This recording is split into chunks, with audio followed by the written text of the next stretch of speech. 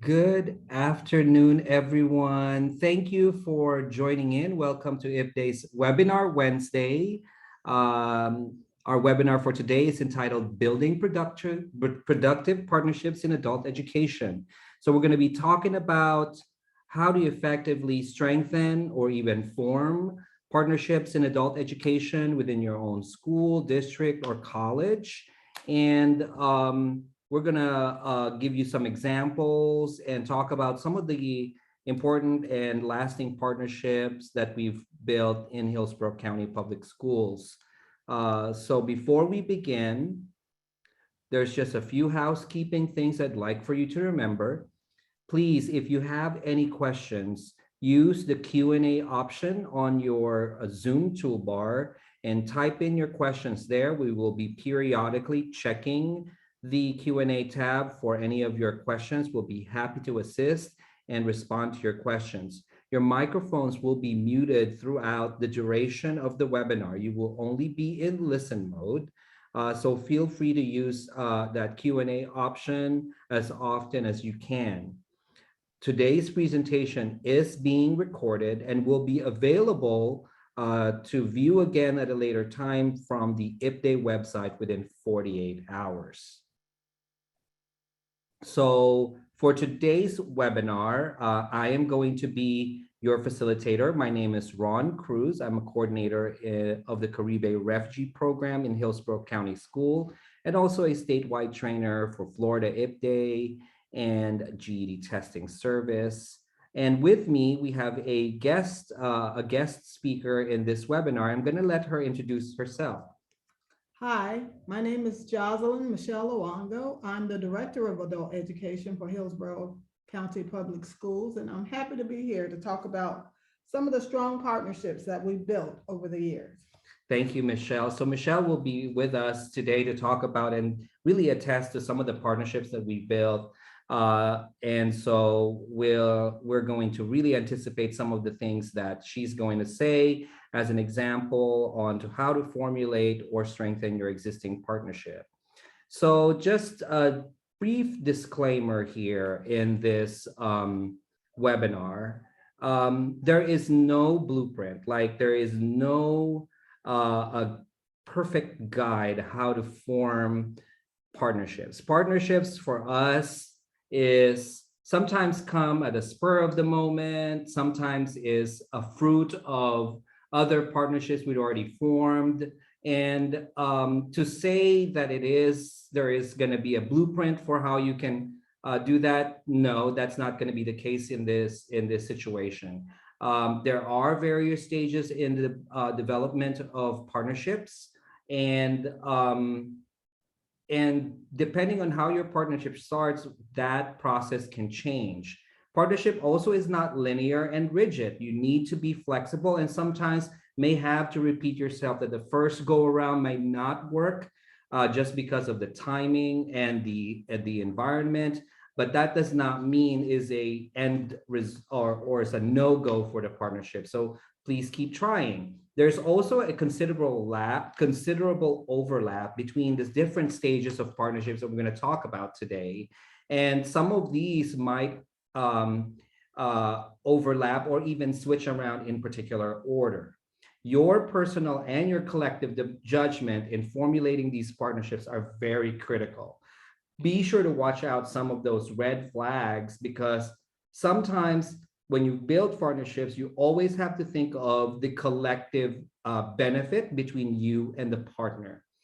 During the early stages of development in your partnership, what you're trying to do is create a baseline commitment, and you're trying to gauge that back and forth based on the abilities of the various stakeholders. What can you bring to the table, and what your prospective partner is ready to bring to the table.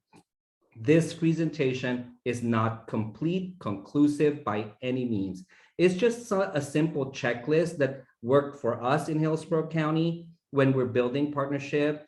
And it's an ongoing issue that stimulates our multi-directional dialogue with various stakeholders in our county and region. So for today's webinar, we're going to take you to the different stages of building various partnerships. We're also going to share with you some standard components of an MOU if you want to put your partnership in black and white. And later on, Michelle is going to talk about the various partnerships that Hillsborough County has formed over the years. We're talking about some educational training partners, some of our non-traditional partners, human resource and public service partners, our relationship with the workforce board and the local economic development agencies, and tons of community and faith-based organizations that we've partnered with, and most importantly, the various employers that we're working with. Later on during today's webinar, we're going to cover some of the question and answers that you have at the end. So please put it on the Q&A or wait till the end to put in your questions. Before we close today, we'll be asking you to complete a brief evaluation to complete our webinar. So without further ado, I'm going to talk about the different stages to building partnerships. So first of all, would like to talk about analogy, the analogy to farming. So think about building partnership as when you're trying to grow your own, let's say, vegetable farm or community garden. What you do is you want to make sure that you prepare where you're going to plant your seeds or your saplings, and then you sow the seeds and you nurture the plant until using the right tools to ensure good harvest. And then there's also a stage after the harvesting stage, during the harvesting stage that you have to watch out so that you can build future or even expand your existing partnership. So starting with preparing the field. Preparing the field, you need, when you're starting to build partnerships with various stakeholders, you need to think about mutual need. What do you need? Of course, we all know in adult education, we know what we need. We need students. We need to help students improve in their language. We need students to improve in their basic skills, obtain their high school diploma. What is the vision that you're trying to formulate out of this partnership? Do you want to be the top, the first in the state? Do you want to be a pioneer in integrated education and training?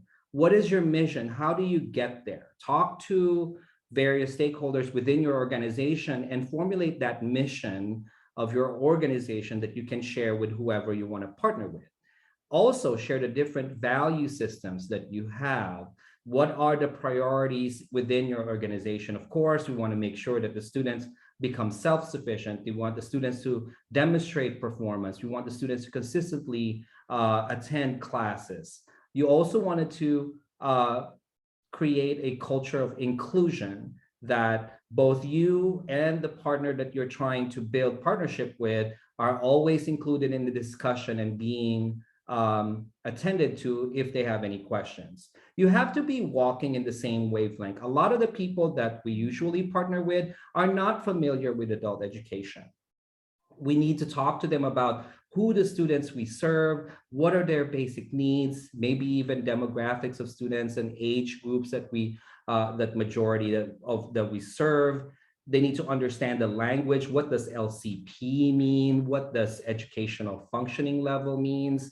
To kind of set the stage. What is IET? That's something that I always have to catch myself when talking to someone when building an IET with an organization, is they don't necessarily understand what IET is. So I had to break it down. Sometimes I have a little guide sheet or a simple brochure that kind of talks about the basic components of IET and what IET implementation entails.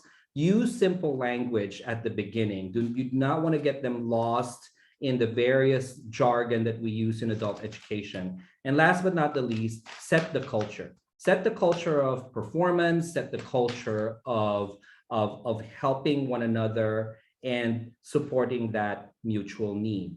Some of the helpful tips are identify your stakeholders. Make sure that key components of your stakeholders are part of the discussion. Communicate with them. Set meetings as needed. Are all potential stakeholders represented? Do you need a student as part of the ongoing discussion? Do you need staff to be a part? If so, who are those?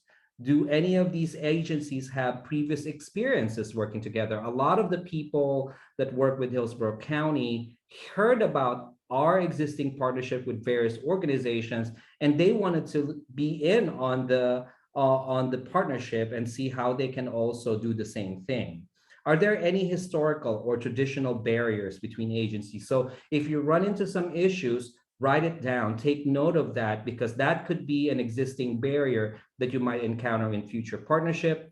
Is there any jargon or technical language that could be a barrier? And just like what I said in my example earlier, you want to define to them what IET is, and that doesn't always necessarily mean or being taken immediately understood by various stakeholders. Do your stakeholders, how do they feel about the partnership?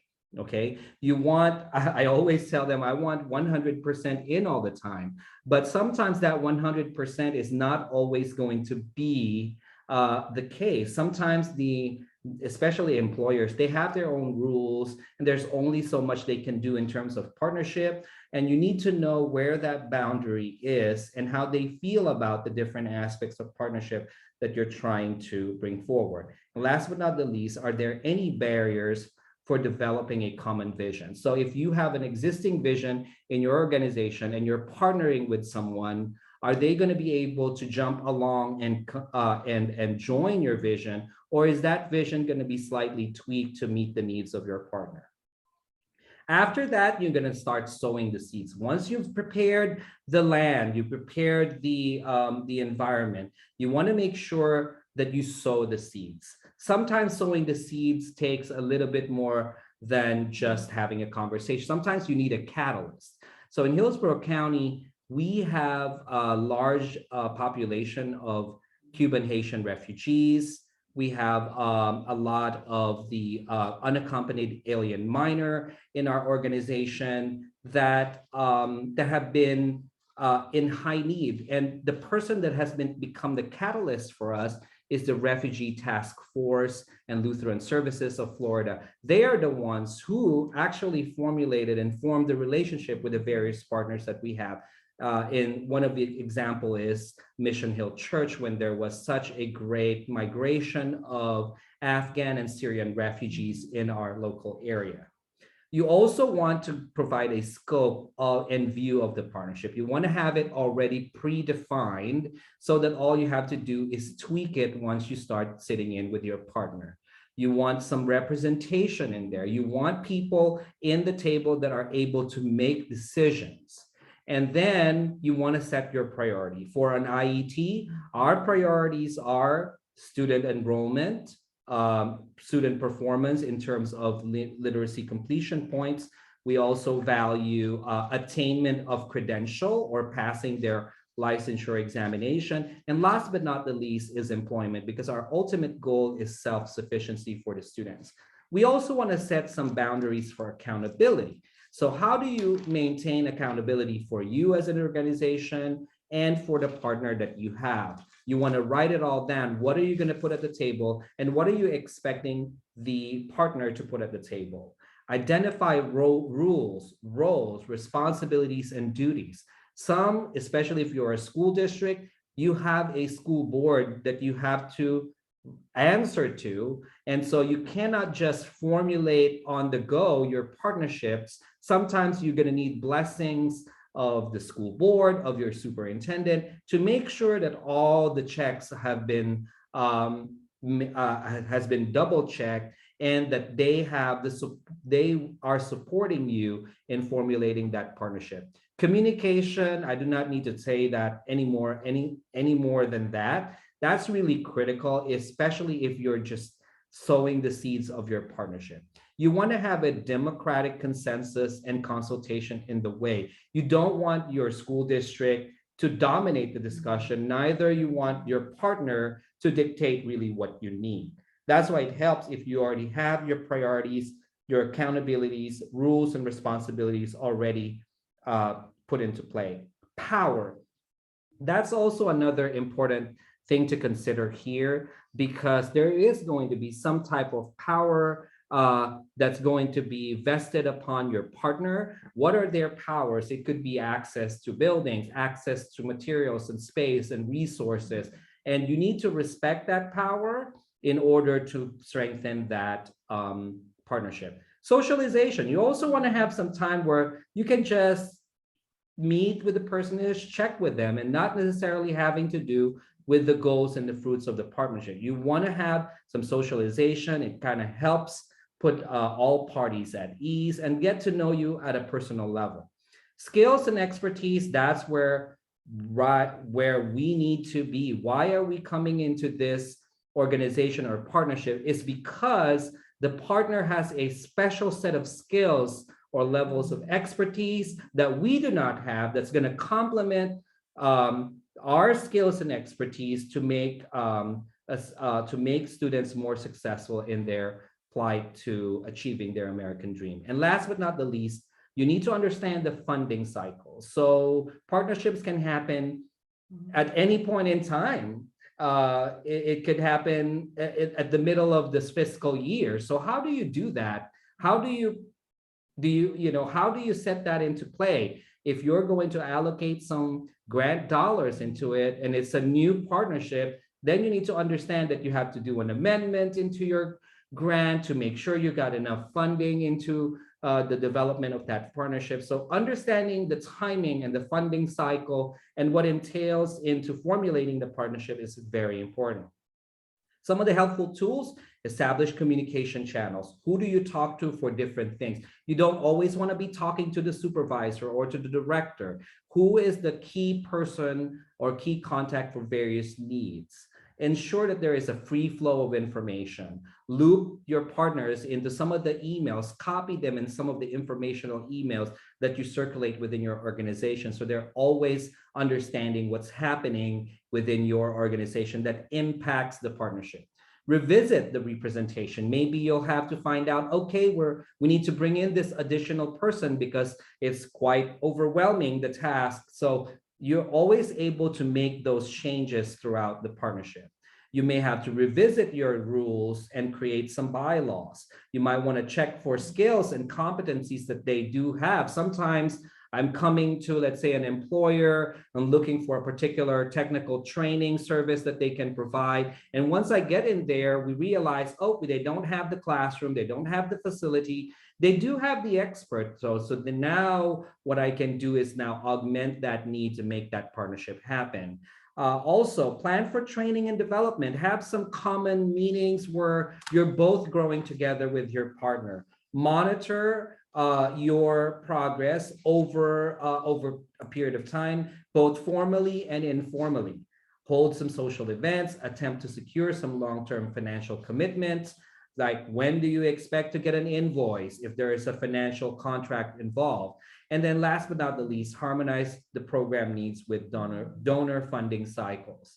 So the third step is weeding and tending. So there's going to be you're going to run into some rough patches. I'm not going to promise you that your partnership is going to be all like smooth sailing. So there's going to be some periods in time where there's going to be some lack of communication because you're at the stage where you're all independently working on your own. Those frozen and latent periods have to be consistently monitored to make sure that your partner does not think that you're abandoning the partnership or you don't care about the partnership. You want to have some strategy along the way. Set some time frame. When do you need certain documentation?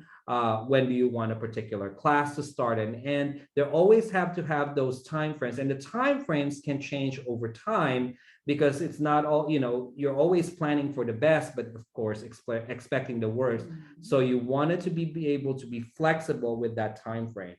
Do some coordination, check for compatibility. And if there's something that is urgent, you need to know who to respond to or who to raise that particular concern that's going to escalate that matter in the fastest and most efficient manner.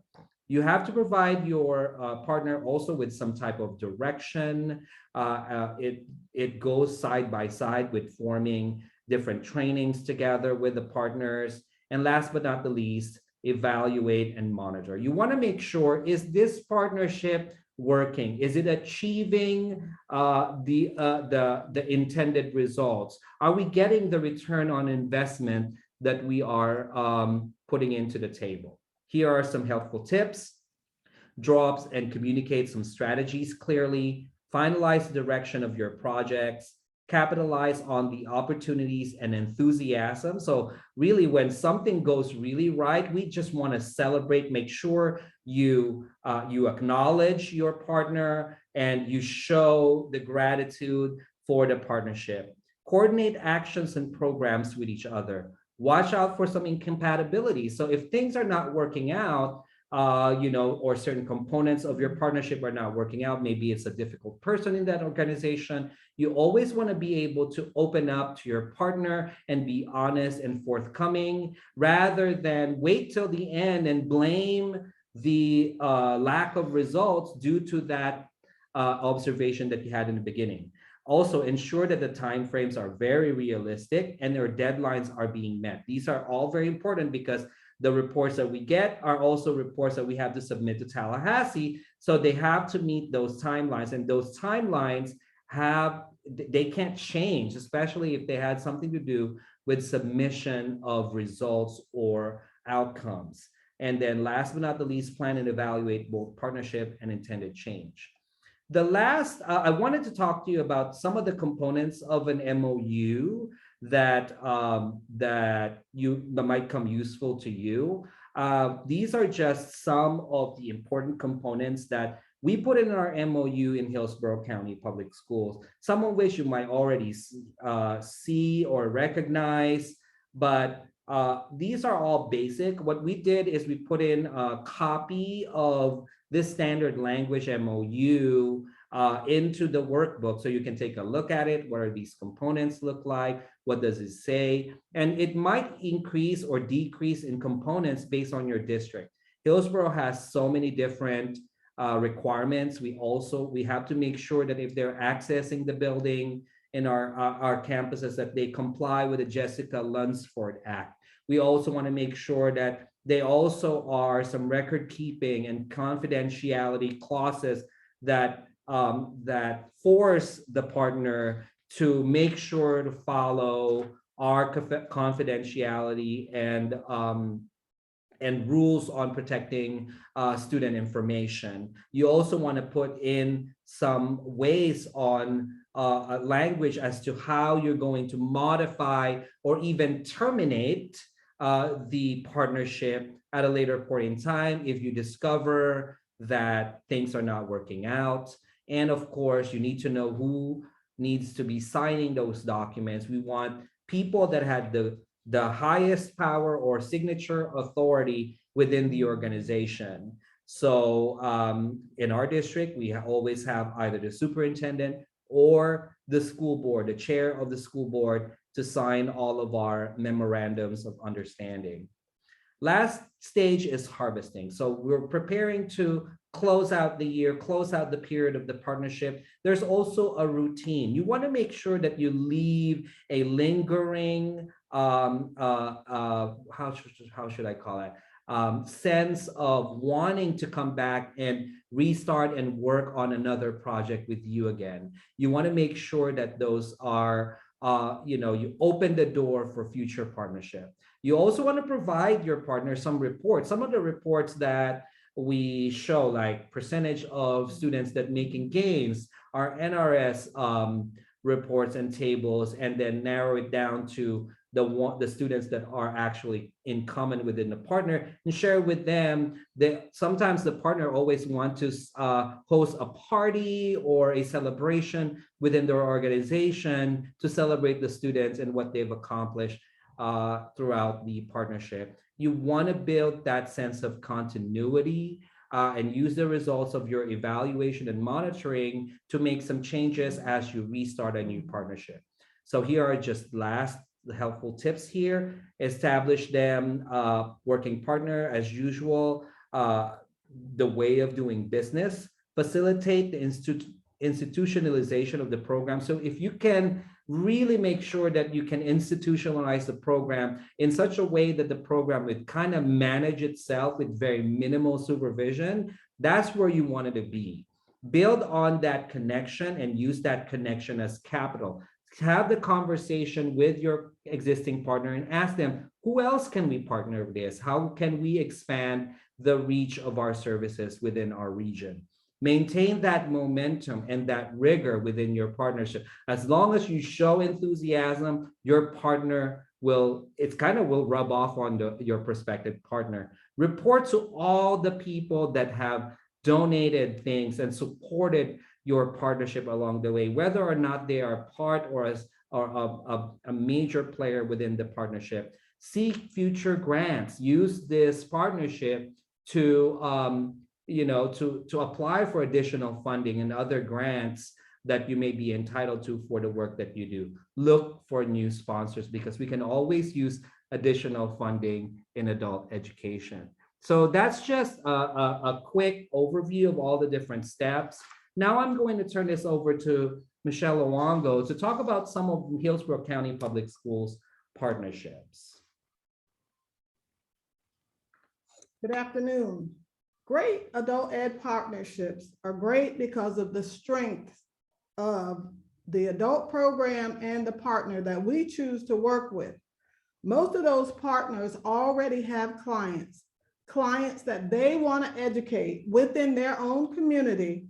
And we work with them to educate those clients who become our adult students so that they can get a better life. So we work with clients who have a vested interest in the life of our students. In Hillsborough County Schools, we have built strong partnerships. Many of them have been developed over 10 to 25 years. Some of them we just developed last month. All of them were developed and strategically placed in the census tracts that have the highest needs for adult education. Most of our students have barriers to education. So when we open classes in their communities with people that they trust, our partners, they come to those classes. They come every day. Our partners help them pay for the classes. Our partners provide transportation for them if they need it. Our partners provide scholarships for many of our students to go on to post-secondary programs. Our partners have given us free buildings. Right now, this year, we opened a free building that was given to us by one of our partners, and I'll talk about that later. We have partners that gives us over $1 million a year to help pay for classes for our students. Not only the adult education classes, but the technical college classes. And building those partnerships from year to year, we have over 50 classrooms that are not in our school buildings. They're in the buildings owned by our partners. So they allow us to use a classroom space. They provide the technology, they provide the room, they provide security, we provide the teacher, whatever equipment that teacher needs, and all of the curriculum that the student needs. So they allow us to come into their house throughout the community and provide adult education. And that has strengthened our program tremendously. Even during the pandemic, we were able to keep going because of those partnerships. So I'm going to talk to you about some of the partners that we have.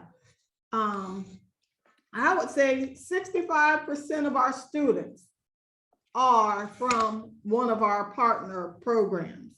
We have classrooms in these spaces and they help our students to grow, learn, and to move on to post-secondary or IET programs. So we in Hillsborough County, we are very thankful for the partners that we have because we wouldn't have as many students or as many LCPs or as many classes as we have if it wasn't for those partnerships.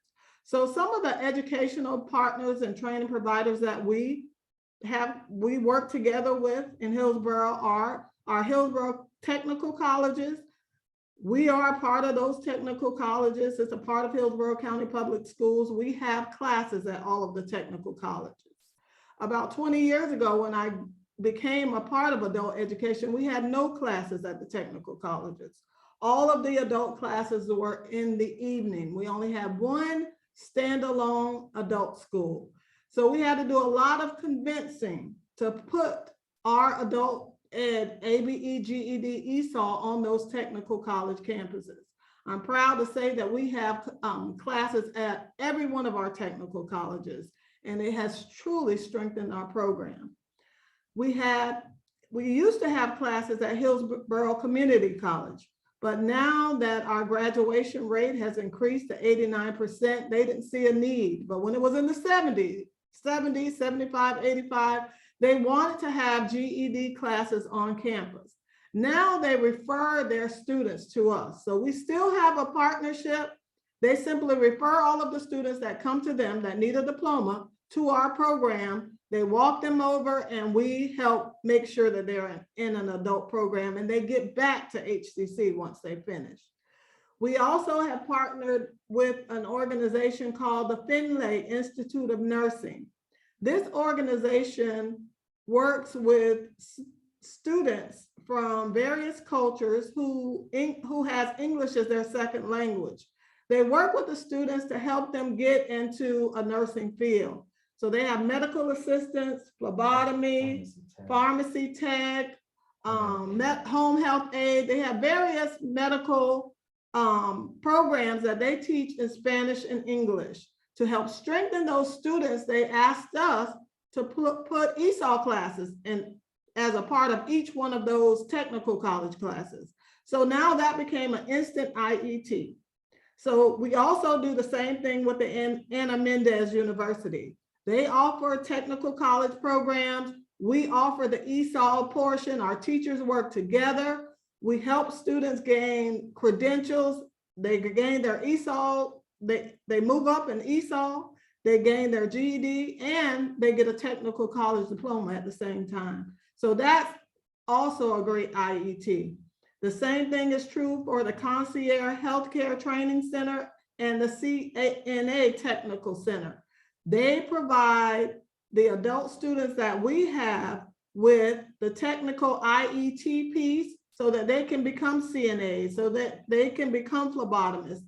And most of the classes at the Concierge and the CNA Technical Center are for students who speak English. So we have clients who speak Spanish or English, and both are given the same opportunity to gain a technical college diploma at the same time as gaining knowledge through our adult education program. All right, and so I'm gonna take over this next slide, Michelle. So I'm gonna just talk about some of the non-traditional partners that we have. Lutheran Services of Florida is the largest refugee resettlement agency in the entire state of Florida. And so we get a lot of our clients from there. They actually have now, they are now the main fiscal agent by the Department of Children and Family and the Office of Refugee Services. They get all of the funding for adult education, employment, legal services, SNAP, food benefits, every wraparound services for Cuban, Haitian asylees, all of the unaccompanied minors, the Ukrainian asylees, and the refugees from Afghanistan and Syria. They are the main fiscal agent that works with Gulf Coast Jewish Family and Community Services, Catholic charities, and Coptic charities to serve the entire Tampa Bay region. So the region spans Pasco, Pinellas, and Hillsborough. We also work with the Hillsborough County Public Library Cooperative, which is a network of libraries in Hillsborough County. They have been very critical because they have buildings and even really beautiful classrooms that is complete with all the amenities of technology, where we can host our citizenship and ESOL classes. So for areas that are very hard to reach in our county, just because we don't have school buildings there, we reach out to Hillsborough County Public Library Cooperative to see if we can start classes there. The Children's Board is also a part of the Refugee Task Force, which is our catalyst. that works with a lot of our adult students. We get a lot of grants from the Children's Board, so we can provide free first aid training, seat belts, car seat, all of these little trainings that require certain expertise. Children's Board provide those training for us. We also work with Hillsborough Literacy Council, again, to empower all of our second language learners in the district. I'm going to have Michelle talk about Falkenberg Jail in a minute. Okay, Hillsborough County Public Schools has a strong relationship with the jails in Hillsborough County. At the Falkenberg Road Jail, we have ESOL, GED, and technical college programs throughout the jail for the people that are in jail so that they can have a better life once they leave. We also just opened a GED testing center in the Hillsborough County Sheriff's Office jail at the Falkenberg Road. So they have a lot of students that go through our program. They are now able to test in the jail so they can get their diploma before they leave. All right. Some of our other partners, human resource and public service partners, are one of our biggest partners and our oldest partners is the Tampa Housing Authority. As you know, the Housing Authority has apartments or low-income apartment rentals for people who live in poverty. So they have properties all over Hillsborough County. They allow us to have classes on their properties. So we have classes throughout the Housing Authority, and they have a program with their clients that they give them different things if they come to our classes. So we do have a strong, robust class with the Housing Authority. This year, the Housing Authority gave us a building. This building is probably 800 square feet, 8,000 square feet. We have a culinary arts program in the building. We have an entrepreneurship program in the building. We'll have ESOL, GED. It's a very nice building. It's brand new, built from the ground. And that's because of that strong partnership and the trust that the Housing Authority has in us. I'm sure that building cost $10 million, but they leased it to us for $1 a year for 30 years. Partnerships are a driving force of any adult education program, and having one such as a Housing Authority certainly helps our program. So I'm going to talk about the Department of Children and Families. So the Department of Children and Families is kind of by coincidence, is also located right next door to our local workforce board, which is Career Source of Tampa Bay. We really want to create some type of complete one-stop shop for all of our students. So they come to the Department of Children Families for SNAP and TANF and food benefits, and they go for other services such as childcare. If they're a refugee, if they're an asylee, they also go to the Department of Children Families for all the various needs that they have. And right next door is the Career Source of Tampa Bay. All we got to do is walk them next door, and they kind of already know each other and know exactly what the needs of the students are once we say that they are a client of the Department of Children and Families. So departments that usually do not talk to each other are now working in close collaboration because of the partnerships that we built. We also have a very strong partnership with the USCIS Tampa office, which is a very critical to the success of our citizenship and immigration grant. And a lot of our students, especially our ESOL students, are going to be applying for naturalization. So we want to make sure that that bridge is solid and that the students have all of the support and information they need on how to become a U.S. citizen. Other partnerships that we have is Hillsborough Area Regional Transit Authority, or HART, which gives us discounted pricing for 31-day student passes for bus passes. So our students can travel to and from school if they do not have any means of transportation.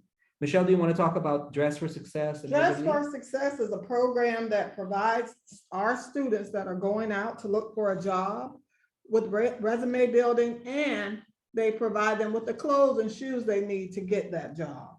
We also partner with the Urban League of Hillsborough County. The Urban League is a longstanding organization that helps minority clients get into better jobs. So once our students finish classes or while they're in classes, the Urban League helps them get employed.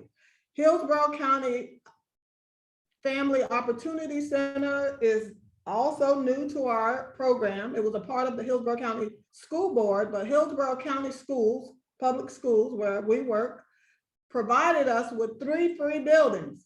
Again, we got 3 free buildings to host classes for adult education clients.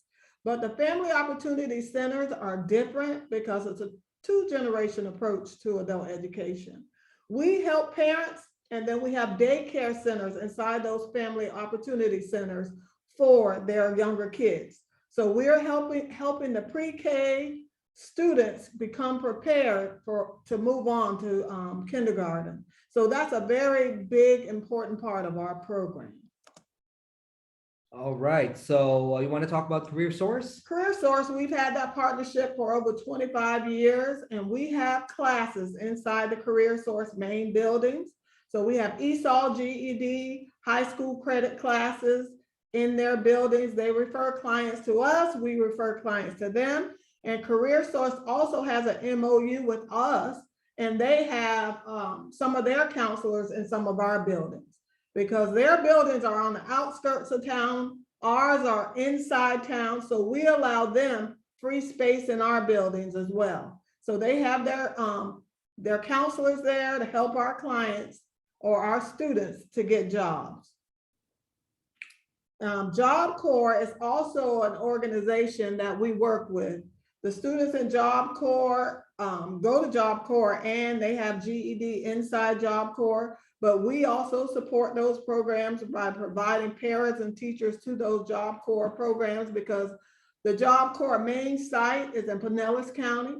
So to help the students in Hillsborough County, we provide support services to the Job Corps program in Hillsborough. Eckerd Connects is an organization that is in transition. They have a new organization that's taking over, but they work with foster care students. And we have specific buildings that they've given us that we have classes in, and we work directly with those students who are moved from here to there in foster care, but they maintain their classroom spaces in specific places throughout the county so that the students can at least stay in the same teacher's classroom and they don't have to keep moving around.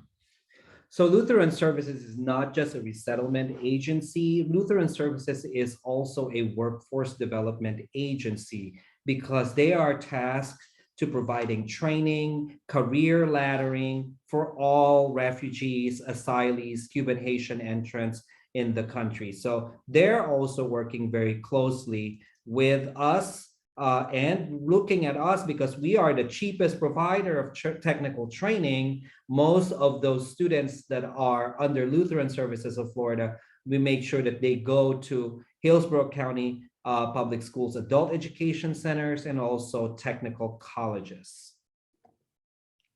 Some of our economic development partners in Hillsborough County, our biggest partner is Hillsborough County Social Services.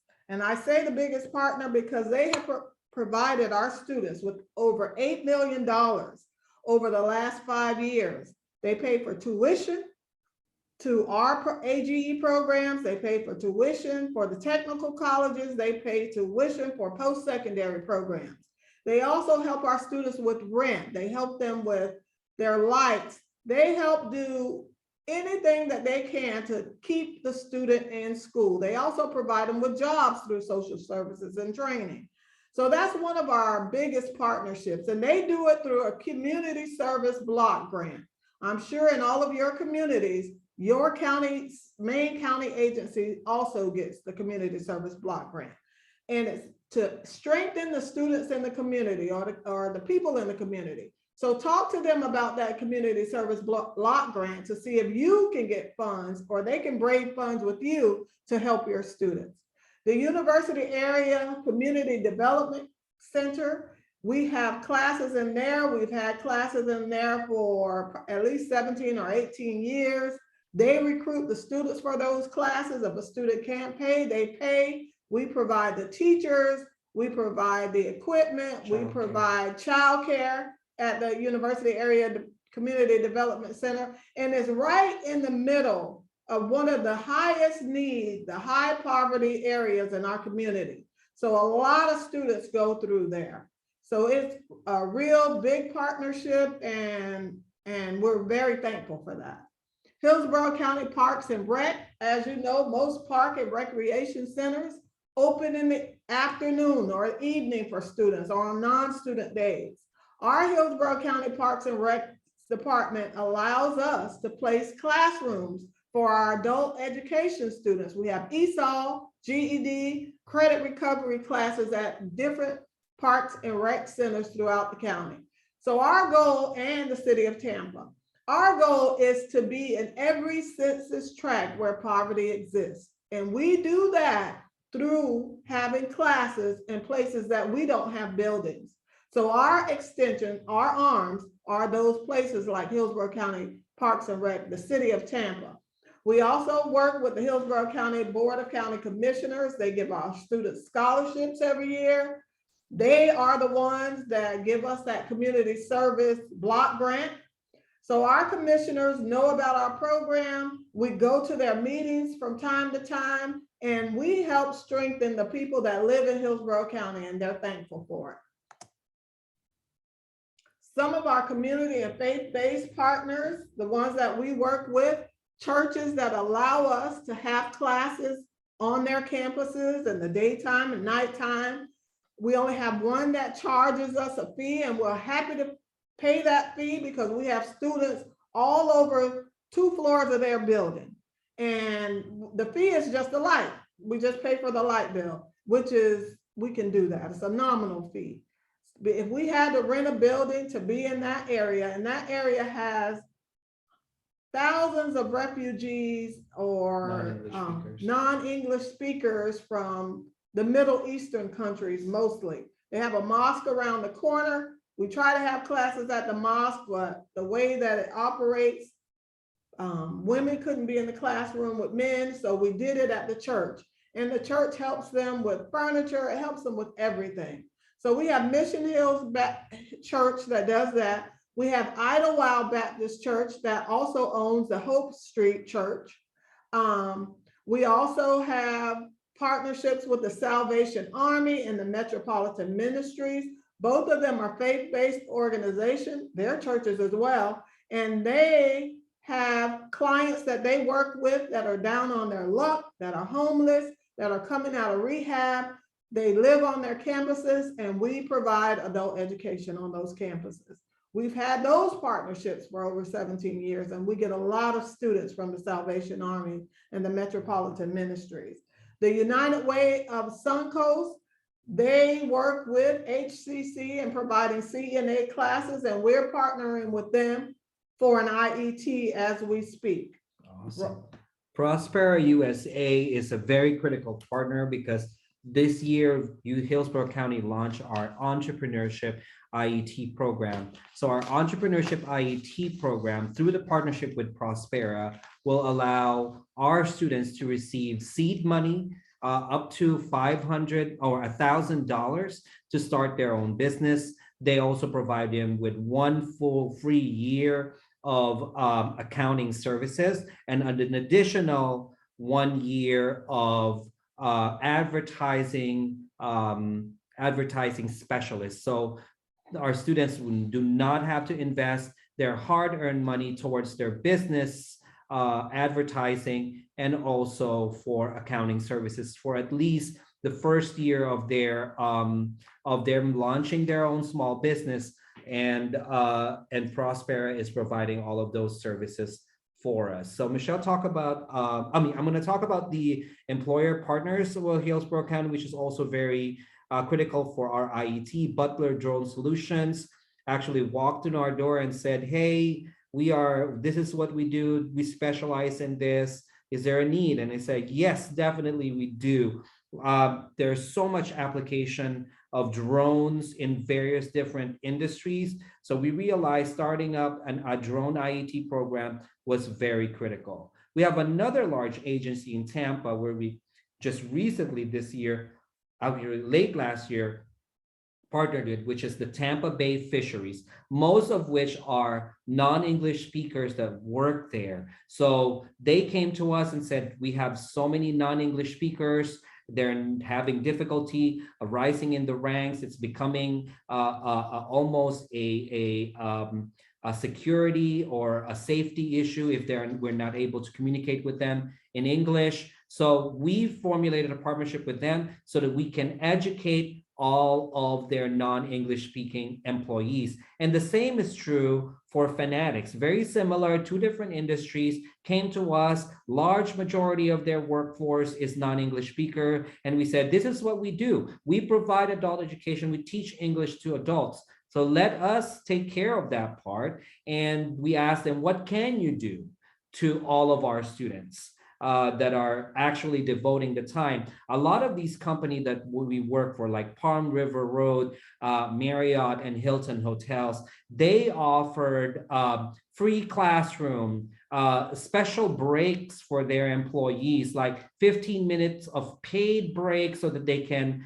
get ready for classes. Students that are earning an LCP are actually getting like 25 to 50 cents raise for their hourly raise. They also sometimes provide first dibs for new promotions or new open hire positions for some of the students that actually devoted time and effort towards improving their English language skills. Michelle, do you want to talk about the Iron Workers Union at Chamberlain High School? Yes, at Chamberlain High School, we have a facilitative, a pre-apprenticeship model. We have a teacher in the classroom, but the core curriculum is called the Multi-Craft Core Curriculum, MC3. It's online. The students work with the teacher in the classroom, then they work on their own online. It's a 120-hour program that helps students get a foot in the door with the building trades union. They get jobs like roofing, the Boilermakers Union. If they finish that 120 hours, they're guaranteed a badge at the union. And they start off with like $20 an hour, and they train them up to like $50 an hour. So we have a lot of students in that program. It's a pre-apprenticeship program. We have ESOL, GED students, and we have regular everyday people in that program, because our goal is always to build a community in Hillsborough County. And that's one way that we can do that.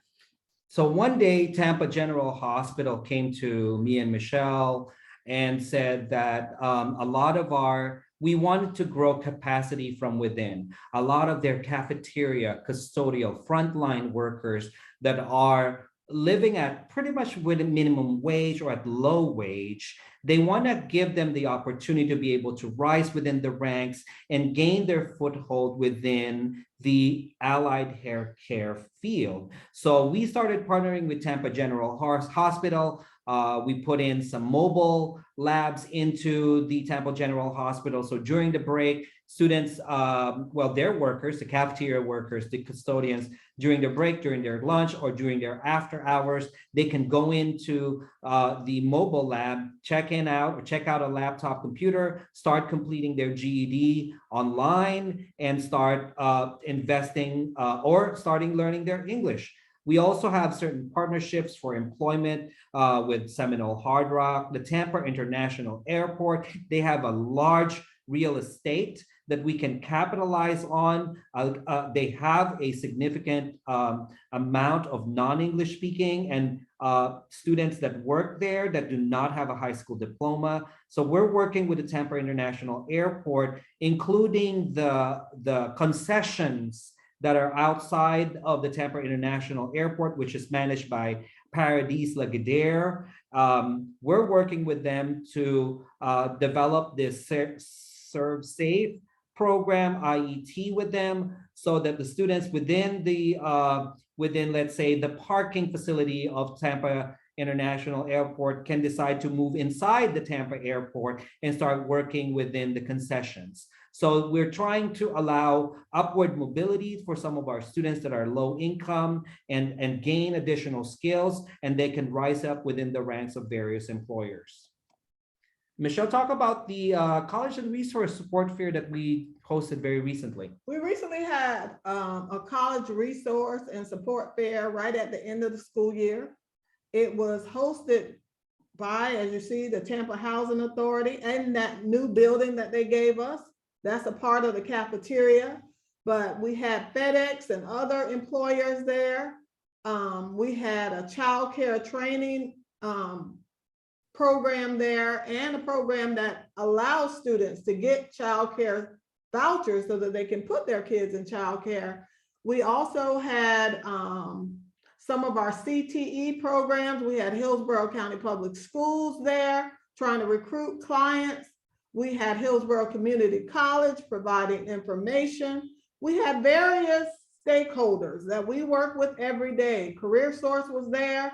We had a lot of people there to help students who were graduating move on to a career or to another educational, post-secondary educational setting. Thank you so much, Michelle. And so this is what I'm talking about, is that we create various events and avenues where we can bring together various partnerships, since we have so many, and we collaborate, we celebrate, and we recruit together for the same and one unified goal. So this is just one example of what we do with our various partners. So we're going to pause right here, Michelle, and then see if we've got any questions in the Q&A that hasn't been answered.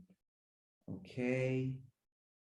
All right. I don't see if we have any questions. So if you have any questions at this time, feel free to type it into the chat.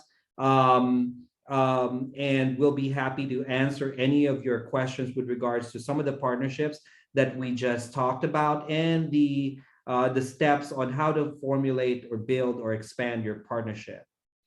So at this time, you're going to see a window pop up on your screen. We would like to hear what you think about this webinar. Let us know what you think. This survey is now popping onto your screen. It's just very quick, 10-second, 3 questions. What do you think about this webinar? Your feedback is really important to us, and we use your feedback to improve further webinars here in Florida IPDAY.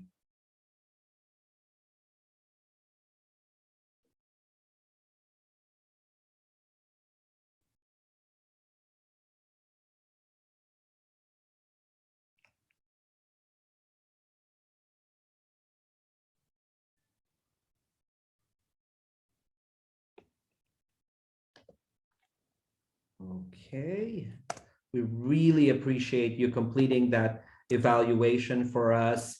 If there are no other questions from you guys, we really thank you for, oh, we got one question real quick.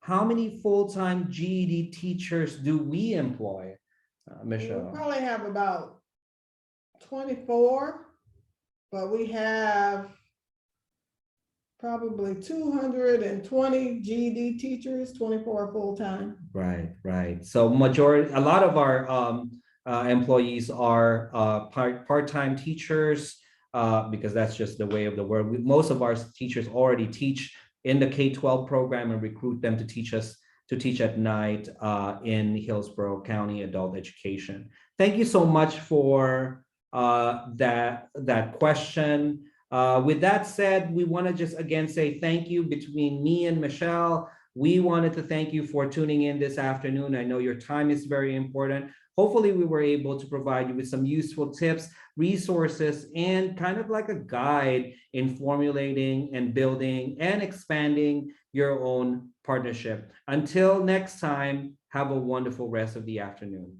Bye-bye.